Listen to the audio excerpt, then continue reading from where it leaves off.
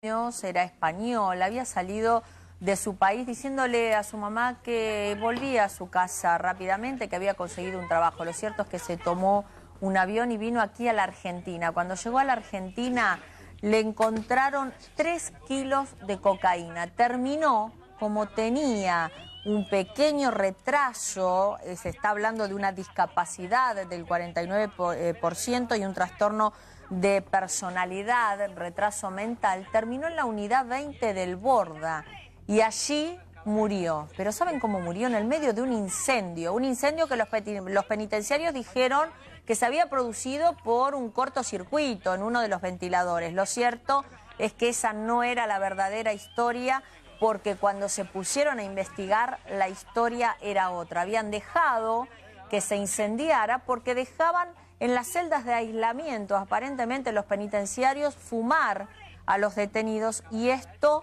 ocurrió. Se prendió fuego la celda y allí murió no solo David, sino también otro detenido de nacionalidad argentina. Ramiro Gual es coordinador del equipo de investigación de fallecimientos en prisión de la Procuración Penitenciaria de la Nación. ¿Qué tal, Ramiro? Buenas tardes. ¿Cómo estás? ¿Esto fue así? ¿Fue culpa de quién la muerte de los dos detenidos? Bueno, lo más interesante es que, rompiendo con lo que es una práctica bastante arraigada en estas cuestiones, se ha podido comprobar la responsabilidad estatal por la muerte.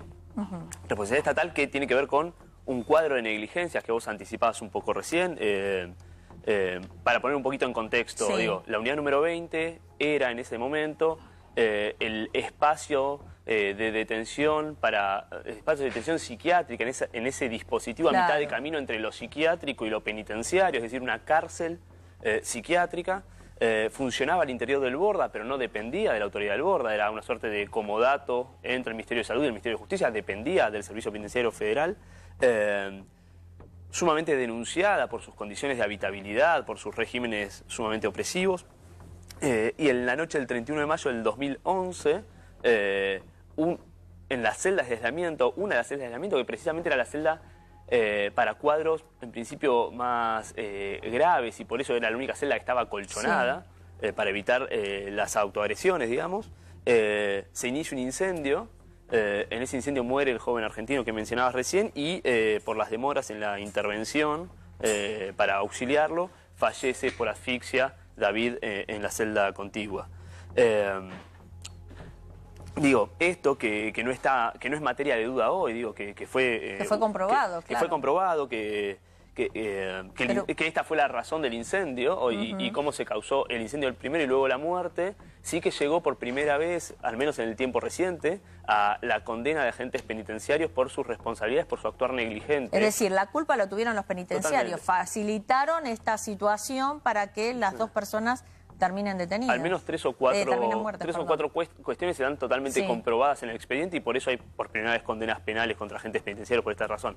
La primera es la deficiente requisa. Autorizaron que una persona que en la lectura de ellos estaba atravesando un cuadro de excitación psicomotriz, el joven argentino, estoy diciendo, y por eso necesitaba de ir a estas celdas de aislamiento, eufemísticamente llamadas salas individuales de tratamiento, pero en definitiva una celda de aislamiento, porque la manera de pensar el castigo dentro de una cárcel sigue presente, pese a que estemos hablando de un colectivo particular. Autorizaron el ingreso del encendedor, el recubrimiento de esa celda ignífuga, no era ignífuga, y precisamente por eso la celda se incendió en el acto prácticamente. Las demoras en intervenir entre 10, 15 a 20 minutos. Es decir, los dejaron morir. Se comprobó que los penitenciarios no estaban en su puesto de guardia. Los penitenciarios sabían que ahí además había personas que tenían, en el caso de esta persona de nacionalidad española, un retraso mental. Bueno, todas las personas que están alojadas en ese espacio, alguna particularidad que los transformara en un colectivo especialmente sobrevulnerable tenían, si no, no hubieran estado en esa prisión. El caso del joven español es más trágico todavía. Él, como vos comentabas, había sido detenido hacía muy poquito en el aeropuerto de Seiza, tratando de volver a Barajas. La situación de él es muy particular. A él lo detienen con el certificado que acredita esta discapacidad grave consigo. el juez, la carta del defensor para tratar de lograr su declaración de inimputabilidad es precisamente avanzar sobre su situación de salud. El juez decide realizar esos estudios y entonces deciden que en algún lugar tienen que alojar a David mientras tanto. Se les ocurre que la unidad número 20 es la mejor opción. Primero, en realidad, piensan en el anexo, la unidad número 20. El anexo no lo recibe por ser menor de 21 años. El joven tenía 19 años en ese momento.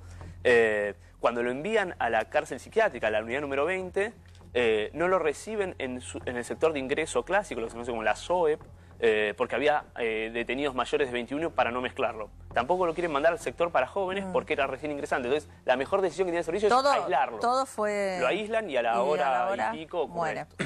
Ramiro, nos quedamos sin tiempo, pero queremos seguir el tema. Lo vamos a seguir más adelante también para saber cuál es el reclamo de los padres y qué está haciendo también de parte de ustedes que trabajan en la procuración para que esto no vuelva a suceder, ¿no? Que es lo que puedan advertir ustedes y trabajar. Así que la próxima vamos a seguir el tema muy de cerca y lo vamos a trabajar más. Gracias por haber venido. Por favor.